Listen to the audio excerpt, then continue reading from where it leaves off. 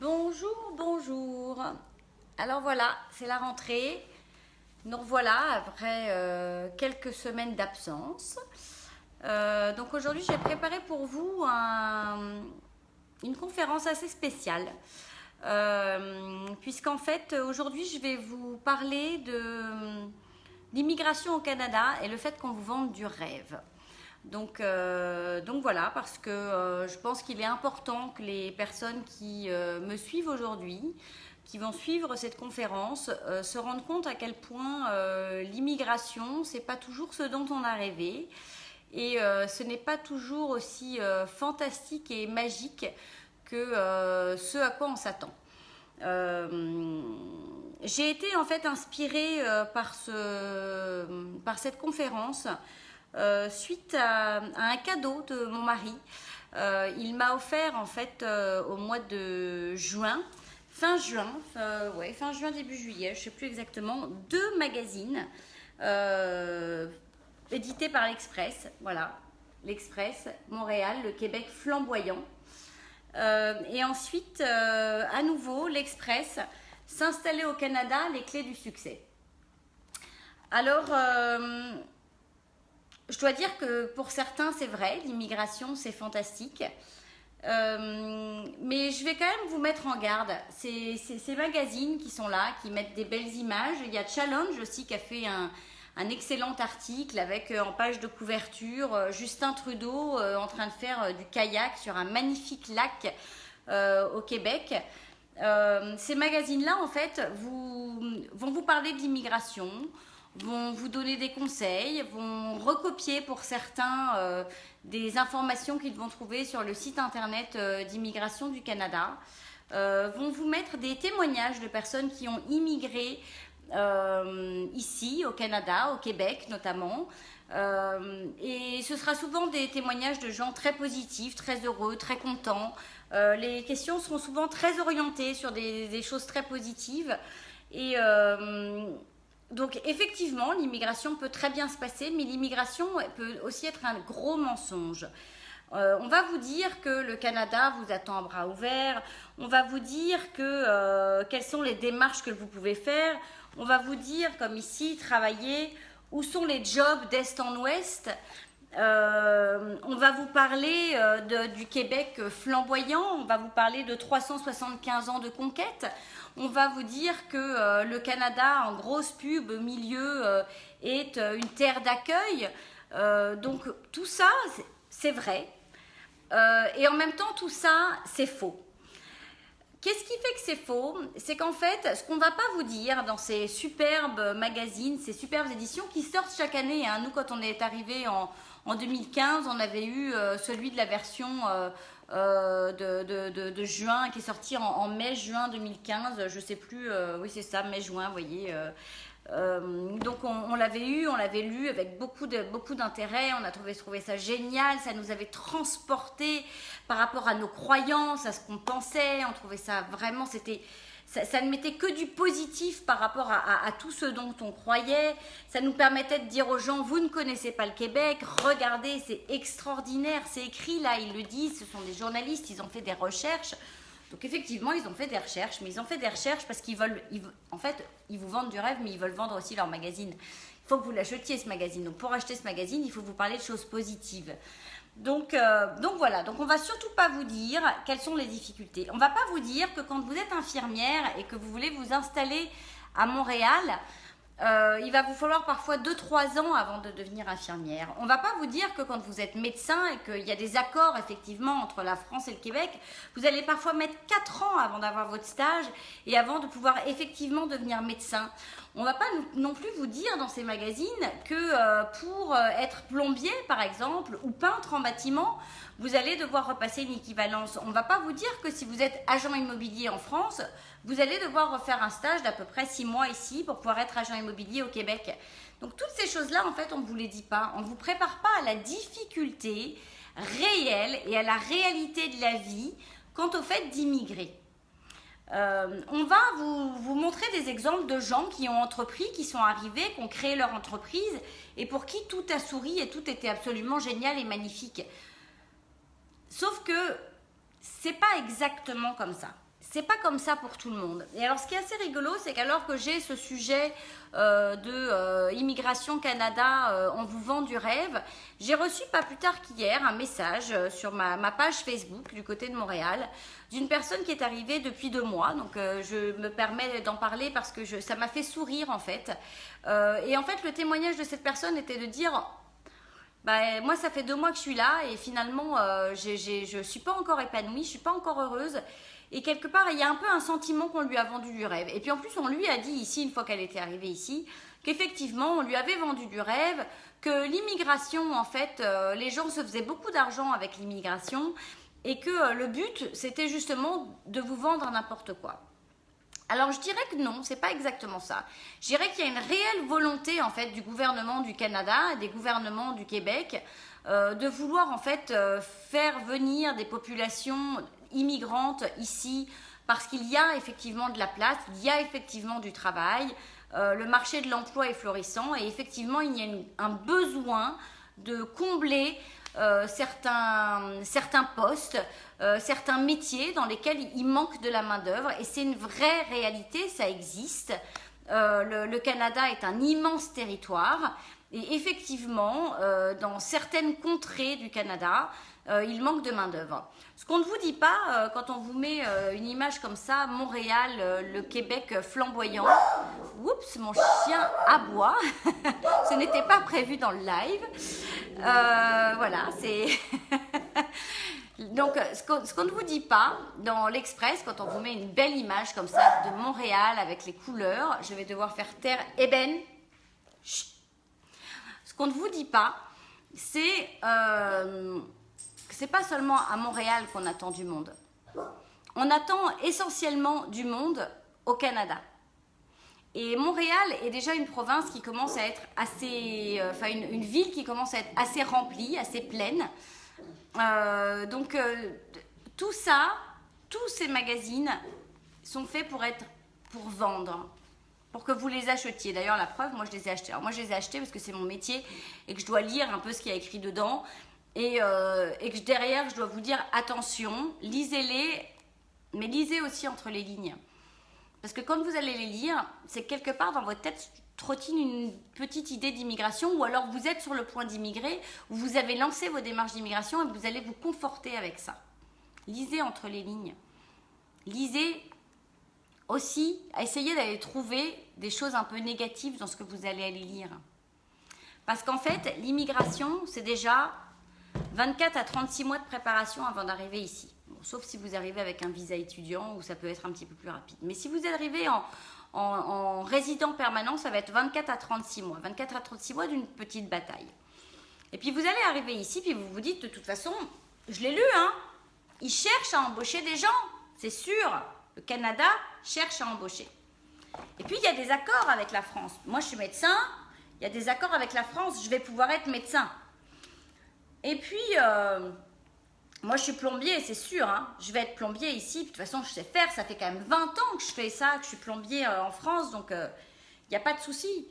Puis moi je suis commercial, je suis un excellent commercial, je travaille, j'ai des résultats, je veux dire j'ai fait gagner de l'argent à mon entreprise, je vais y arriver. Je suis entrepreneur, je vais racheter une entreprise, je suis investisseur, je vais investir et je vais mettre beaucoup d'argent. Mais on ne vous donne pas l'ensemble des difficultés. Et nous, Français, moi la première, on est persuadés, mais persuadés, qu'on est capable de se débrouiller tout seul et qu'on a besoin de personne. Ça, c'est une certitude. On a besoin de personne. On sait faire. Eh bien non, c'est pas vrai. Parce que quand vous immigrez, finalement, vous êtes tout seul ici. Vous n'avez pas de réseau. Le réseau, c'est extrêmement important. Parfois, vous n'allez pas parler anglais. N'oubliez pas que vous êtes en Amérique du Nord. Oui, le Québec parle français. Oui, la loi 101 défend la langue française. Oui, vous pouvez travailler ici si vous ne parlez pas anglais. Mais 100% des métiers qui vous seront offerts ici à Montréal, on vous posera quand même la question de savoir si vous parlez anglais. Et si je dois donner des statistiques, je dirais que dans 60% des cas, si vous ne parlez pas anglais, c'est pas sûr que votre poste soit retenu, malgré le fait que ce soit illégal de ne pas vous embaucher parce que vous ne parlez pas anglais, mais on ne vous dira pas qu'on ne vous embauche pas parce que vous ne parlez pas anglais, on vous trouvera une autre excuse. Malgré tout, vous devez savoir parler anglais. Si vous ne savez pas parler anglais et que vous immigrez, c'est pas grave. Il y a des cours intensifs qui sont pour certains offerts, c'est-à-dire que vous allez payer une inscription, un 200 ou un 150, 200 $ de droit d'inscription dans une école et vous allez pouvoir aller à des cours d'anglais intensifs. Vous allez aussi pouvoir en payer des plus chers et donc pouvoir effectivement assister à ces cours d'anglais intensifs. C'est extrêmement important de prendre des cours d'anglais. Vous n'avez pas de travail, vous n'avez pas trouvé de travail. La première chose à faire, c'est aller, en même temps que vous cherchez du travail, prendre des cours d'anglais, une matinée par semaine ou une après-midi par semaine. Prenez le temps de vous mettre à l'anglais. Autre chose qu'on ne vous dit pas, c'est la différence de culture. On ne va pas trop vous parler en fait ici de la différence de culture. Alors si, j'ai vu qu'il y a un monsieur qui a un entrepreneur dans un des deux magazines, je ne sais plus lequel, qui effectivement, on va parler de la différence de culture entre le français et le québécois, mais bon, comme lui, il vient d'Amérique du Nord, bah, finalement, il s'en est pas trop aperçu. Donc hop, on passe à côté, on écrit une petite phrase là-dessus sur la différence de culture, mais on n'en dit pas plus. On ne va pas vous dire que quand vous êtes entrepreneur ou investisseur, que vous rachetez une entreprise ici, ou alors que vous êtes embauché en tant que directeur général afin de développer l'entreprise, pourquoi pas ailleurs au Canada, voire à l'international. On ne va pas vous expliquer la difficulté que vous allez avoir en termes de culture à manager les gens. Parce qu'en fait, vous ne managez pas un Québécois de la même façon que vous allez manager un Français. Et ça, c'est une réalité et on ne le sait pas. On ne va pas vous dire non plus que dans le cadre de ces 2 ou 3 ans où vous allez arriver, vos premières années où vous allez être là, vous arrivez ici, vous voulez être infirmière, vous avez décidé d'être infirmière parce que c'est votre métier, c'est votre savoir-faire, vous immigrez pour ça et puis au bout de 2 ans, vous n'êtes toujours pas infirmière. On ne vous a pas dit qu'il allait falloir vous réinventer. On ne vous a pas dit qu'il allait falloir aller éventuellement frapper à d'autres portes pour voir quelles étaient les opportunités que vous pourriez trouver. On ne vous a pas dit que vous pouviez être autre chose qu'infirmière en arrivant. Parce que vous êtes arrivé ici en vous disant « Aujourd'hui, j'immigre, j'arrive aujourd'hui à Montréal, je vais être infirmière. » Mais 2 ans après, vous n'êtes toujours pas infirmière. C'est 2 ans très difficiles. C'est 2 ans qui font mal. C'est 2 ans où vous vous remettez en cause et où quelque part vous allez avoir le sentiment que vous n'êtes rien. Alors que vous avez des années d'expérience, 10 ans, 15 ans, 20 ans d'expérience et vous n'êtes rien. Donc oui, vous pouvez lire ces magazines et les acheter. Je ne vous dis pas de le faire. Oui, il y a des choses intéressantes. Mais n'oubliez pas une chose. Bâtissez votre projet. Ne restez pas seul. Faites appel à des personnes comme Géraldine, moi, du côté de Montréal, pour vous aiguiller, pour vous aider à faire des bons choix, à rencontrer les bonnes personnes, à avoir un réseau. C'est vraiment extrêmement important de vous faire accompagner. Attention malgré tout, dans le cadre de cet accompagnement, de ne pas tomber sur ces personnes qui vont s'enrichir de vos difficultés, qui vont venir grappiller un petit peu d'argent sur votre dos en se disant ils sont en difficulté, on leur a vendu du rêve, et ben moi je vais leur en vendre encore plus, et puis finalement il ne se passe rien. Donc voilà, c'est à la fois l'immigration est quelque chose d'extraordinaire à vivre, vraiment. C'est moi vraiment j'ai le sentiment que j'en suis la preuve, c'est-à-dire que je suis venue pour chercher quelque chose. Je vous avouerai que j'ai trouvé ce pourquoi je suis venue, mais j'ai beaucoup de gens autour de moi qui souffrent, des gens qui vont souffrir parce que il va leur manquer un petit quelque chose de la France qu'ils n'ont pas. Ils ne vont pas trouver de travail et ça c'est une vraie réalité. Il y a peu de chômage au Canada, il y a peu de chômage au Québec, mais par contre le taux de chômage des immigrants est très fort. Et c'est vrai que nous Français, il y a des accords avec le Canada, des accords qui ont été passés sous Sarkozy. Mais il y a d'autres immigrants qui vont arriver, il n'y a pas d'accord. Et ces gens-là, ils vont vraiment devoir transformer leur vie. Ils vont vraiment devoir changer. Des gens qui étaient professeurs dans leur pays, de grands professeurs à l'université, de vrais intellectuels, vont devenir chauffeurs de taxi, vont devenir livreurs pour une pizzeria. Certaines femmes pourront être obligées à devoir devenir femmes de ménage. Donc je veux dire, est-ce que vous avez la capacité, vous, Français, qui êtes à l'autre bout du monde, qui vous voulez parcourir 6000 km, êtes-vous capable de vous transformer? Êtes-vous capable d'être quelqu'un d'autre? Êtes-vous capable d'avoir cette résilience, cette acceptation d'être quelqu'un d'autre? De tout recommencer? Finalement, de ne pas être infirmière ou médecin ou journaliste? Êtes-vous capable, quand vous arrivez ici, au Québec, au Canada, de réinventer complètement votre vie?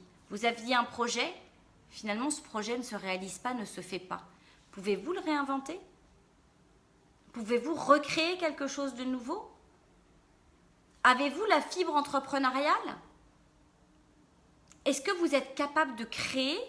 Parce qu'ici, si vous créez, si vous entreprenez, on ne va pas vous fermer des portes. Au contraire, l'entrepreneuriat est soutenu. L'entrepreneuriat est encouragé.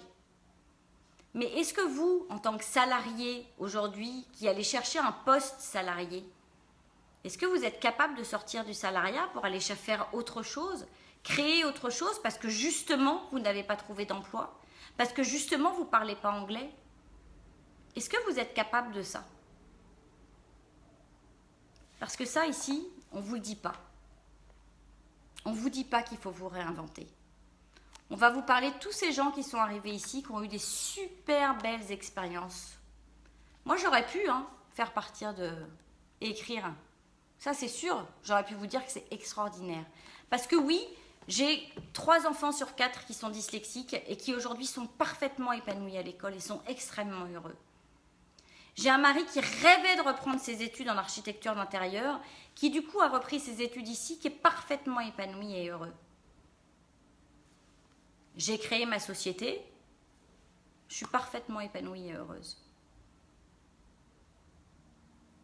Mais il y a des difficultés. On ne s'adresse pas à un Québécois comme on s'adresse à un Français.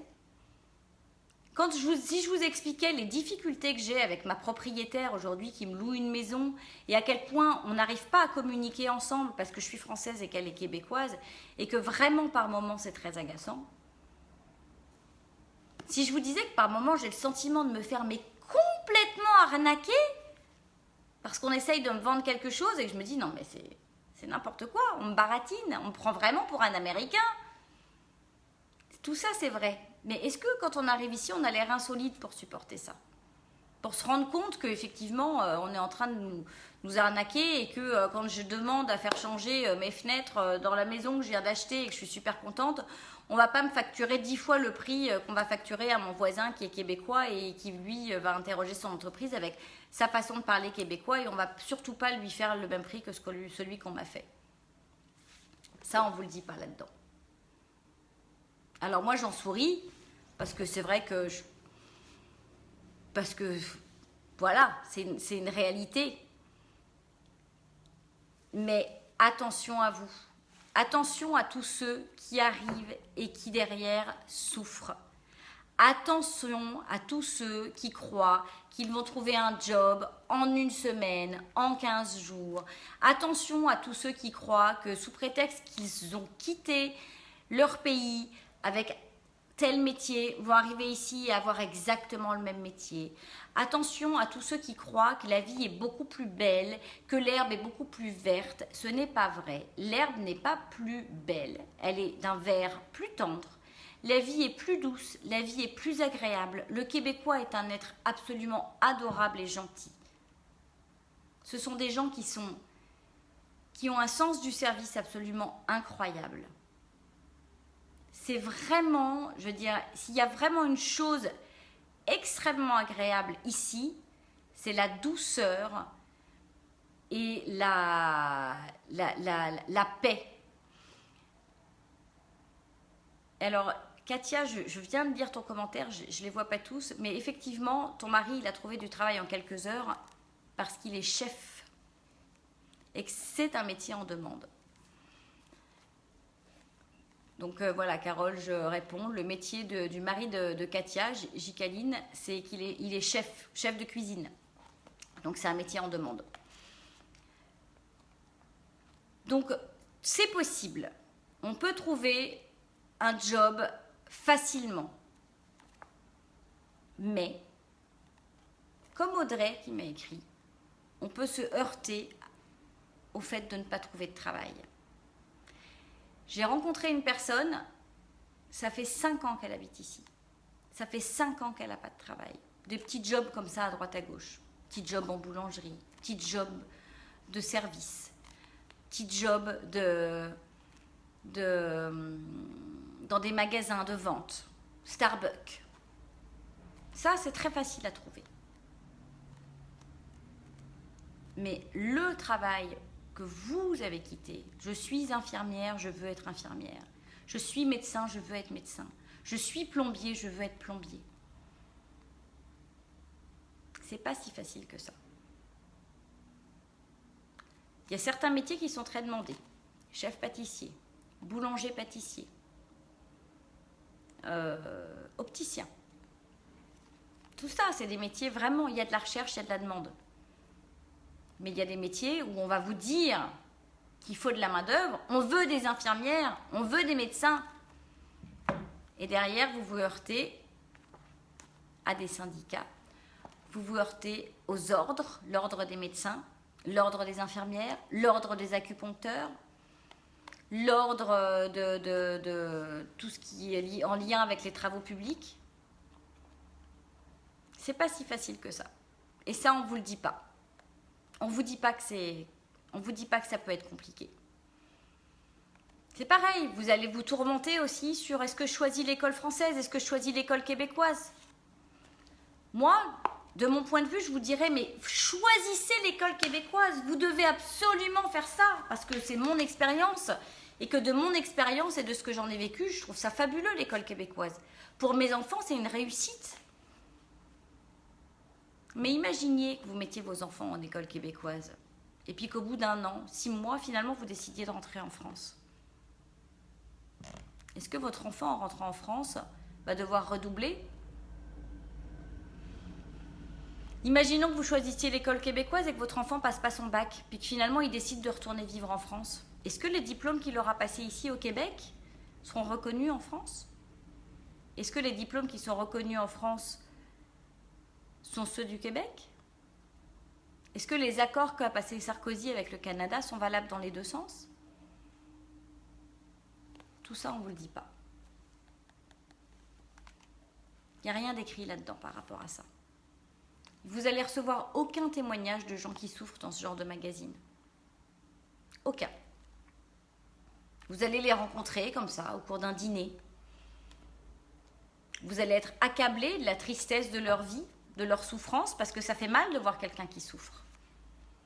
Ça fait mal de voir quelqu'un qui a fait un choix, qui a choisi un pays, qui est persuadé en arrivant ici que ça va être absolument fabuleux. Il aura lu ça et il s'est planté. Et oui, Céline, ma vidéo est négative aujourd'hui. Ma vidéo est négative aujourd'hui parce que je rencontre trop de personnes qui arrivent ici, au Québec, avec un rêve et qui n'y arrivent pas, et qui repartent, et qui souffrent. Et vous savez pourquoi ils souffrent, ces gens-là ? Ces gens-là, ils souffrent parce qu'ils sont seuls. Ils souffrent parce qu'ils ne se font pas accompagner. Ils souffrent parce qu'ils ont choisi d'aller tout seuls, parce que sur le site d'immigration du Canada, on vous dit que vous pouvez immigrer tout seul, et c'est vrai. Vous pouvez aller sur le site d'immigration, il n'y a aucun souci. Vous allez faire votre visa, puis vous allez arriver ici, puis vous êtes tout seul. Et vous savez vers qui vous allez vous retourner ? Vous allez vous retourner vers le réseau des gens français. Et là, vous allez être rentré dans une spirale. La spirale des gens français. Puis il va y avoir ceux qui sont heureux, puis ceux qui sont malheureux. Puis ceux qui sont malheureux, si vous n'êtes pas super bien, ils vont vous entraîner avec vous. Donc je vais mettre un peu de positif dans cette vidéo. Si vous ne voulez pas avoir le sentiment qu'on vous a vendu du rêve, Préparez votre projet. Utilisez les 2 années avant votre immigration, avant votre résidence permanente, pour faire 1 ou 2 voyages ici, pour bâtir votre réseau sur LinkedIn. Quand vous arrivez ici, laissez les portes ouvertes. N'imaginez pas que vous allez être seulement infirmière ou seulement médecin ou seulement plombier ou seulement boulanger ou seulement salarié. Ouvrez vos portes à toutes les opportunités parce qu'il y a beaucoup d'opportunités. Acceptez de pouvoir être quelqu'un de différent. Restez ouvert à la culture québécoise. C'est une très belle culture. C'est extrêmement enrichissant d'être entouré de Québécois. Les Québécois sont des gens magnifiques. Et non, on ne cherche pas forcément à vous arnaquer. Mais oui, ici, tout se paye. Vous avez besoin qu'on vous écrive un article, ça se paye. Vous avez besoin de mettre de l'air dans vos pneus, ça se paye. Tout se paye. C'est pas de l'arnaque, c'est comme ça.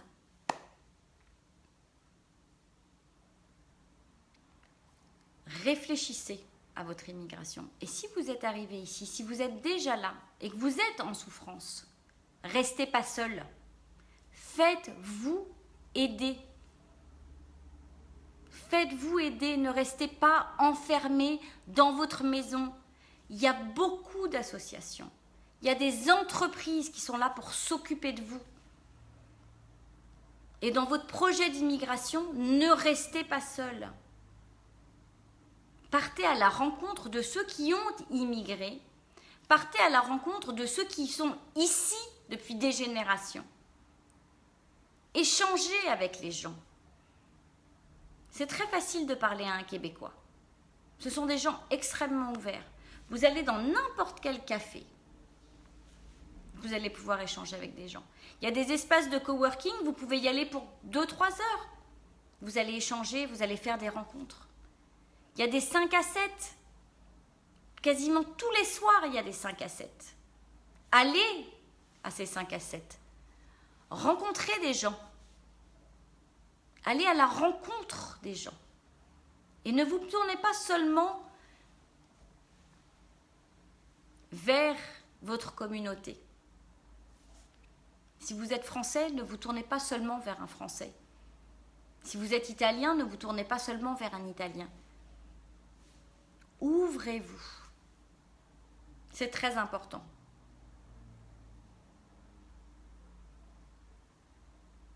Oui, les Québécois sont des gens très ouverts, c'est ce que je viens de dire. Mais bon.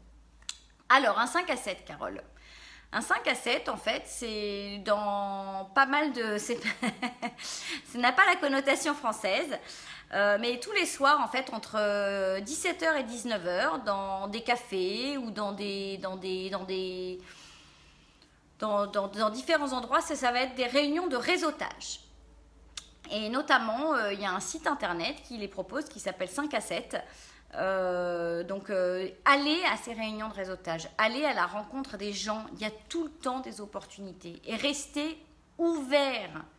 N'arrivez pas en vous mettant des barrières bien fermées, des carcans comme ça. Ouvrez-vous.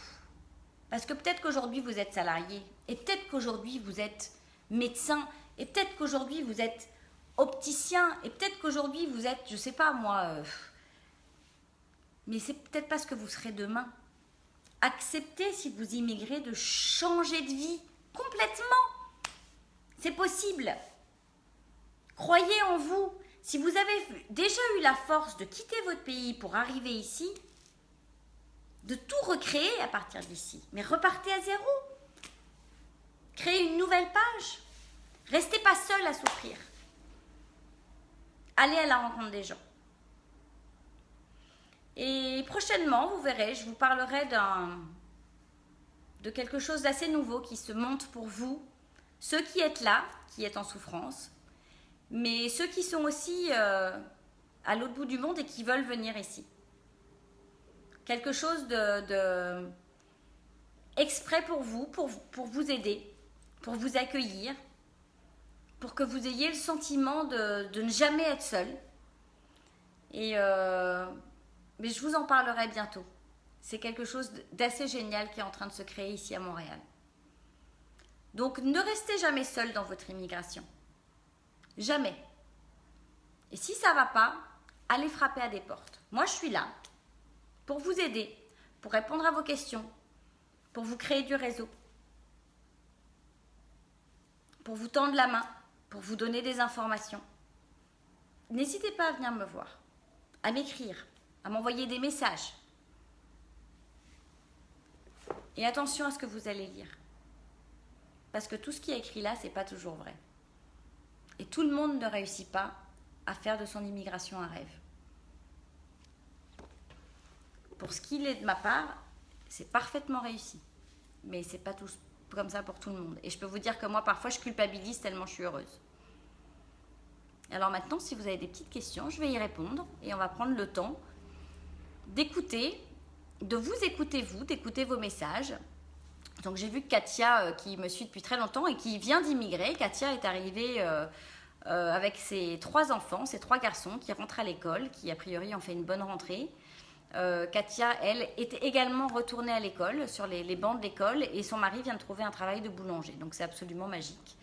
Et a priori, tout le monde est très content. Donc si vous avez des questions, n'hésitez pas. Et alors mes jeunes 10. Alors mes jeunes 10, en fait, ils sont en système québécois, anglophone. Anglophone parce qu'on n'est pas résident permanent et que quand vous n'êtes pas résident permanent, vous avez le droit à l'école publique anglophone, ce qui n'est pas le cas si vous êtes résident permanent. Et en fait, mes enfants ont pas mal d'aides. On va leur fournir un ordinateur. On va leur fournir un logiciel qui s'appelle WordQ et qui leur permet de corriger l'ensemble de leurs fautes. On va leur permettre d'aller ce qu'on appelle le STEP, ou alors ils vont avoir des professeurs orthopédagogues. Donc le STEP, c'est en fait on va les aider à faire leurs devoirs, à faire leur travail, on va leur donner des outils pour s'organiser, il y a un réel accompagnement qui est fait. Et les professeurs vont vraiment prendre en considération en fait, le fait que votre enfant soit dyslexique. Donc ça c'est assez magique. Si Katia pouvait témoigner, mais c'est peut-être un petit peu tôt parce que la rentrée scolaire c'était la semaine dernière. Mais ce qui serait intéressant, c'est effectivement d'avoir aussi le témoignage de Katia par rapport à ses enfants qui eux aussi avaient des petites difficultés en France. Et qui aujourd'hui, je pense, vont faire une super belle année scolaire, accompagnée de professeurs très attentifs, très attentionnés, justement pour tout ce qui est troubles de l'attention, dyslexie, autistes Asperger, donc ceux qui ont un peu qui sont surefficients, qui ont une surintelligence. C'est très adapté ici, on fait très attention aux enfants.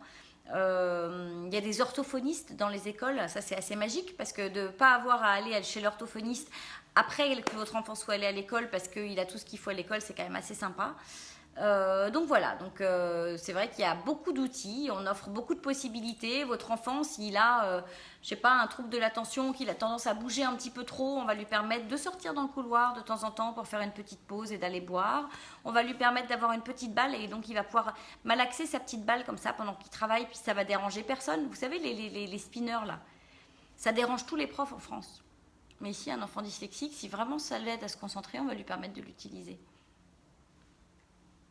C'est une autre façon de voir les choses. Alors, Sébastien, a-t-on plus de chance en tant qu'entrepreneur en boulangerie, pâtisserie, chocolaterie ou préfère-t-on les immigrés ouvriers? Excusez-moi, je ne me moque pas, mais en fait, la question ne se pose pas comme ça. C'est pas qu'on vous préfère ou qu'on vous préfère pas. Ce qu'on va préférer, en fait, c'est votre ouverture d'esprit. Ce qu'on va préférer, c'est votre capacité à vous adapter. Ce qu'on va préférer, c'est votre capacité à entreprendre. Ça, on va aimer. Maintenant, est-ce qu'on cherche plus des ouvriers ou est-ce qu'on cherche plus des entrepreneurs, ça dépend des métiers.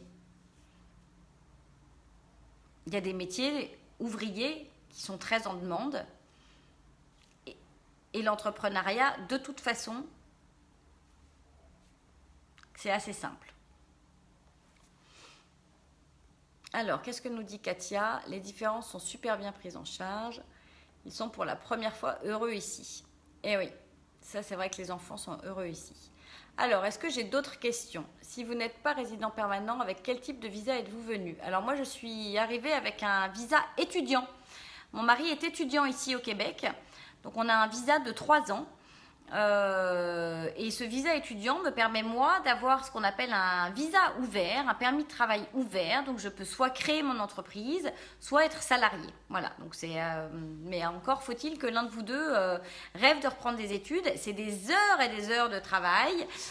C'est beaucoup d'investissement. Et la résidence permanente ne nous sera donnée que si et seulement si mon mari réussit ses études et a son diplôme. Donc voilà, c'est un risque qu'il fallait prendre, qu'on a pris. Donc pour l'instant, mon mari s'en sort très bien et je peux vous dire que je lui mets une sacrée pression pour qu'il ait des bons résultats. Il a intérêt de bien travailler à l'école parce qu'on compte bien avoir la résidence permanente. Alors, on n'est pas obligé non plus de se renier, de changer du tout au tout. On peut aussi réussir en restant soi-même. S'intégrer ne veut pas forcément dire s'assimiler. Alors, petit hobbit joufflu, j'adore votre surnom. Je ne dis pas qu'il faut changer du tout au tout. Dans le message que j'essaye de communiquer, j'essaye simplement de vous dire que il ne faut pas garder des portes fermées. C'est pas parce que vous avez décidé d'arriver ici avec un métier bien spécifique, parce que c'est votre formation, ça fait 15 ans que vous faites ce métier, vous êtes un vrai professionnel, qu'il faut rester enfermé dans cette idée. Si ça ne marche pas, allez frapper à d'autres portes. Posez-vous, laissez aller votre créativité, réinventez-vous. C'est ça que je dis.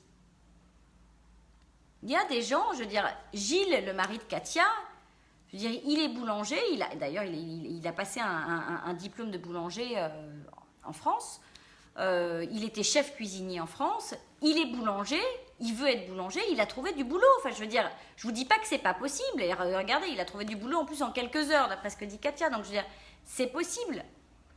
Mais moi, j'ai rencontré une personne, pas plus tard qu'au mois de juillet, qui est infirmière, depuis 2 ans, elle ne trouve pas de travail. Parce qu'elle n'a toujours pas son stage. Et pourtant, il y a des accords entre la France et le Québec. Cette personne, au bout de 2 ans, plutôt que de déprimer, elle s'est réinventée. Elle s'est ouverte à autre chose. J'ai un ami, il est médecin. Médecin français. Ça fait 4 ans qu'il est là. On vient enfin de lui permettre d'avoir son stage pour être médecin au Québec. Il n'a pas attendu 4 ans, il s'est réinventé en 4 ans. Il est toujours médecin, mais il n'est pas médecin au Québec. La grosse question, c'est qu'est-ce qu'il a fait? Je prends le stage qu'on m'offre, je deviens médecin au Québec, ou alors je continue dans ce que j'ai choisi et dans le métier dans lequel je me suis, entre guillemets, légèrement réinventée. C'est ça en fait ce que je dis. Je vous dis juste, ouvrez vos chakras, ouvrez les portes, ne fermez pas, n'arrivez pas en vous disant mon projet c'était ça, je reste ça. Et méfiez-vous de ceux qui vous vendent du rêve. Parce que ça, quand on voit ça, on se dit waouh, c'est vrai que c'est beau. Et c'est vrai que la vie ici est fabuleuse. Même moi, je suis la première. Quand je relis les articles que j'écris, quand je regarde mes vidéos, je suis la première à vous dire que c'est fantastique. Parce que moi, j'aime ma vie. Ma vie ici est extraordinaire. Les Québécois sont des gens extraordinaires. J'ai des amis québécois qui sont fabuleux. Je les adore. Mais j'ai des amis autour de moi qui sont arrivés en même temps que moi il y a 2 ans et ces amis souffrent. Ils ont mal parce que l'immigration, c'est pas que du positif. L'immigration, ça fait mal. Parce que dans l'immigration, il faut savoir se réinventer, saisir des opportunités, changer. Il faut savoir accepter un poste qui est peut-être en dessous du sien. Il faut savoir s'acclimater à une culture qui est différente. Oui, on parle français, mais on ne parle pas notre français. On parle leur français. C'est à nous de prendre leurs habitudes de langage. C'est pas à eux de venir se coller à nous. Eux, ils nous comprennent parfaitement bien. Vous savez pourquoi? Parce que depuis qu'ils regardent des films, tous les films français qu'ils regardent, c'est avec notre accent. Mais nous, on ne regarde pas de films québécois avec leur accent. Il faut s'acclimater à tout ça. Vous sortez d'un centre commercial, vous ne tirez pas la porte, vous la poussez. Je veux vous dire que les premières fois, ça fait bizarre. Ça nous arrive encore de tirer la porte alors qu'il faut la pousser. Tout est changement. Alors, si vous souffrez et si vous vous dites « on m'a vendu du rêve », restez pas seul. Il y a beaucoup de gens ici qui sont là pour vous aider. Il y a des gens qui peuvent vous arnaquer et il y a des gens qui ne vous arnaqueront jamais. Mais ne restez pas seul. Pour certaines femmes, je ne vous dis pas que c'est adapté pour tous. Il y a ce qu'on appelle Montréal Accueil. C'est beaucoup d'expatriés, c'est beaucoup de femmes d'expatriés. Mais moi, je suis allée boire un jour, je suis allée à une rencontre de Montréal Accueil. Ça m'a permis de rencontrer 2 de mes amis. Je ne suis pas très Montréal Accueil, ça ne correspond pas vraiment à mon état d'esprit. Je trouve que c'est très fait pour les expatriés. Mais certaines femmes, ils sont très heureuses et ont rencontré de très bonnes amies là-bas. Il faut y aller. Allez à des soirées de réseautage, à des 5 à 7 de réseautage. La première chose à faire quand vous arrivez au Québec, c'est une carte d'affaires, une carte de visite. Vous n'avez pas de travail, c'est pas grave.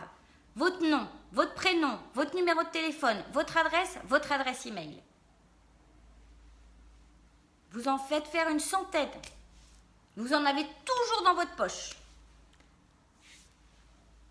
Vous tendez votre carte d'affaires, vous demandez celle de votre interlocuteur en face. Saisissez les opportunités. Allez à la rencontre des gens. Vous êtes dans un café, voyez quelqu'un qui a une bonne tête à côté de vous, ou alors il se met à vous parler, répondez-lui, communiquez, racontez votre vie à cette personne. Écoutez-la, posez-lui des questions, soyez à l'écoute de la personne. Échangez. C'est très facile. Ça ne va pas devenir votre meilleur ami, hein, celui avec qui vous allez parler au café, hein, même si vous le voyez tous les jours, ou 3 fois par semaine, ou toutes les semaines. Mais vous ne serez pas seul, vous serez en train de parler. Et puis peut-être qu'un jour, cette personne-là va vous dire « Ah, bah tiens, tu cherches dans ça, bah tiens, regarde, moi je connais un tel, bah, je te mets en contact, appelle-le de ma part. » C'est comme ça que ça se fait. Donc, ouvrez-vous. Très important de s'ouvrir. Restez pas enfermés, ne restez pas enfermés dans votre souffrance. Ouvrez-vous aux autres. Alors, c'est quoi qui n'est pas vrai? Oh, je ne sais plus, Aristide, ce qui n'est pas vrai, mais il faudra regarder la vidéo en entier. Alors, est-ce que j'ai Alexis? Cela fait 3 ans que ma compagne et moi et notre bébé de 4 ans, nous visitons le Québec en toute saison, tous les 4 mois. Nous sommes toujours aussi amoureux de cette belle province, j'imagine. Je n'ai pas la suite, mais effectivement, c'est une province qui est absolument magnifique.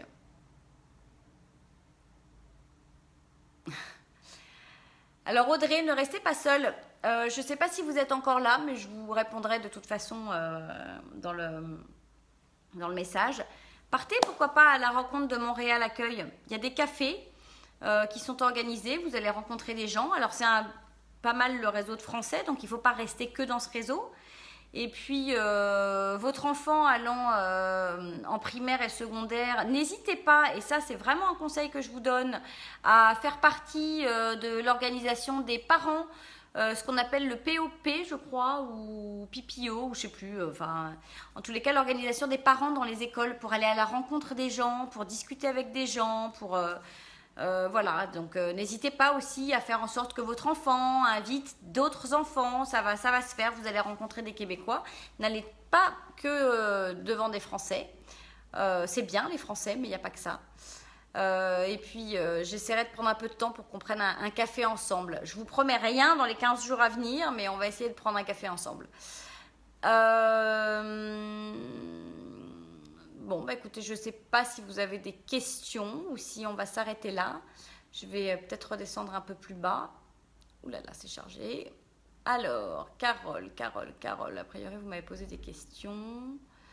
Ah oui, si, ce qu'on ne vous dit pas aussi, c'est qu'il faut un peu avoir les reins solides quand vous immigrez au Québec. Connaissez-vous des adultes multidis qui ont réussi au Québec? Je suis multidis.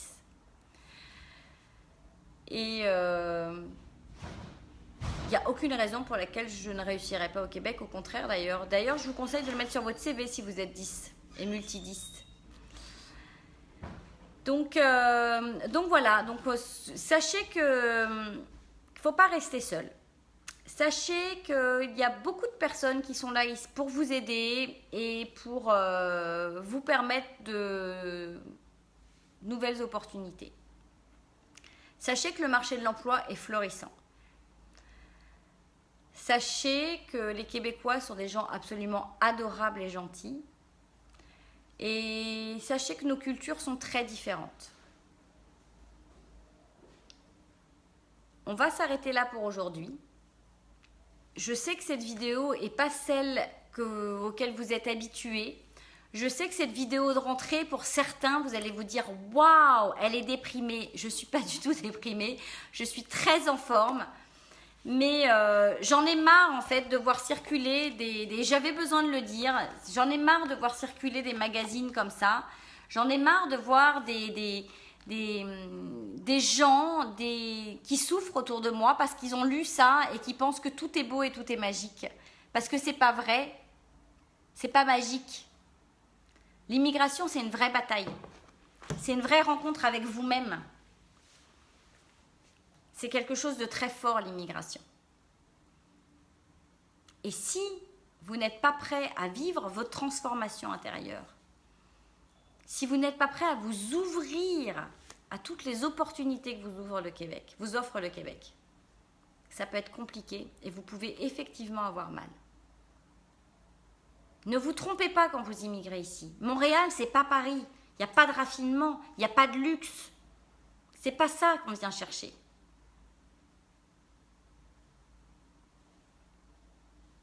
Un salarié québécois n'est pas un salarié français.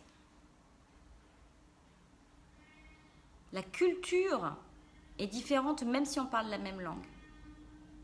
Puis finalement, on ne parle pas tant que ça la même langue. Moi, je me suis vue faire un échange. Et quand moi, je vais dire « Oh là là, j'ai de la chance, qu'est-ce que j'ai comme chance ?» et qu'un Québécois va dire « Je suis chanceux », on ne dit pas la même chose. Donc attention à ça. Restez pas seul. Ne vous enfermez pas. Et vous réussirez votre immigration. Je vous dis à la semaine prochaine. Je vous promets que la semaine prochaine, ce sera un peu moins compliqué qu'aujourd'hui, mais c'était important pour moi de vous mettre en garde et de vous expliquer à quel point il est important que vous construisiez votre projet d'immigration pour ne pas être déçu. Et ce n'est pas parce que vous avez un projet d'immigration qu'une fois arrivé ici, dans votre immigration, vous ne pouvez pas le faire changer. Je vous dis à la semaine prochaine. Passez une très belle fin de soirée. N'hésitez pas à partager cette vidéo. Et ne soyez pas déprimés. Le Québec, c'est extraordinaire. À bientôt.